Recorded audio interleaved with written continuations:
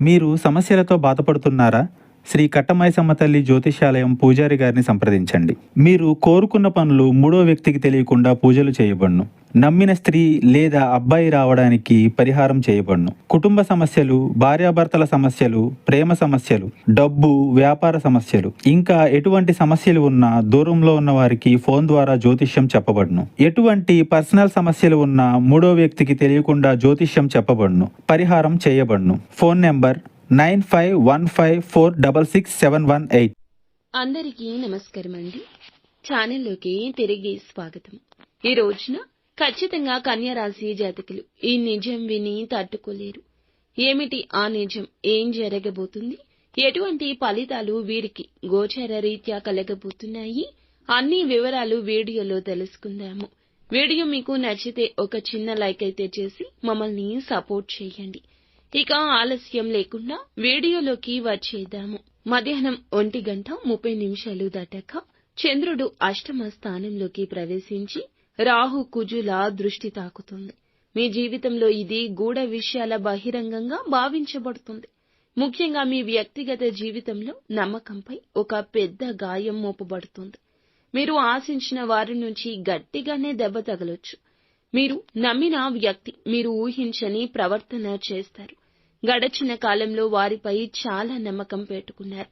ఇప్పుడు పూర్తిగా భిన్నంగా మారిపోయి మిమ్మల్ని మోసం చేసినట్లు తెలిసే దుస్థితి దాపురిస్తుంది. ఇది కేవలం వ్యక్తిగతం కాదు, ఆర్థికంగా లేదా పరువు విషయంలో కావచ్చు. మీ దగ్గర వారే మీ యొక్క అభివృద్ధి అడ్డుకోవడానికి చేస్తున్న కుట్ర కావచ్చు. ఒక్కసారిగా చెవిన పడుతుంది. వారి మాటల్లో వక్రీభావం ఉంటుంది. ఎవరో ఒకరు రికార్డింగ్ మెసేజ్ లేదా థర్డ్ పర్సన్ ద్వారా ఈ నిజం మీకు తెలుస్తుంది.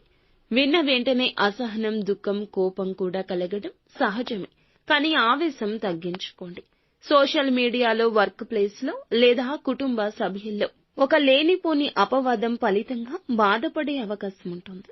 ఇది వినగానే మీరు వెంటనే స్పందించాలనిపిస్తుంది.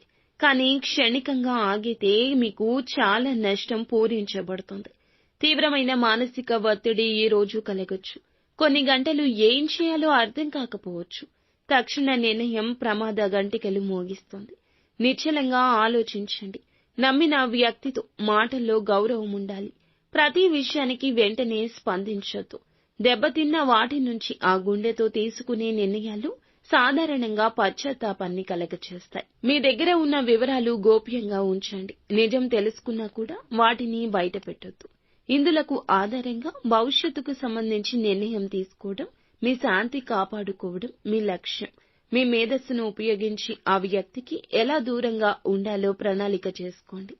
ఓం శ్రీ హనుమతే నమః ఈ యొక్క మంత్రాన్ని కష్టం కలిగిన ప్రతిసారి, బాధ కలిగిన ప్రతిసారి బాధాతప్త హృదయంతో 21 సార్లు జపించండి. ఖచ్చితంగా హనుమంతుని అనుగ్రహం కలుగుతుంది. మానసిక స్థైర్యం కలుగుతుంది. మీ జేబులో ఈ రోజున ఒక నిమ్మకాయను పెట్టుకుని వెళ్ళండి. మీకు ఉన్న దృష్టి పోతుంది. మీకు మనసు ప్రశాంతంగా మారుతుంది. అంతా మంచి జరుగుతుంది.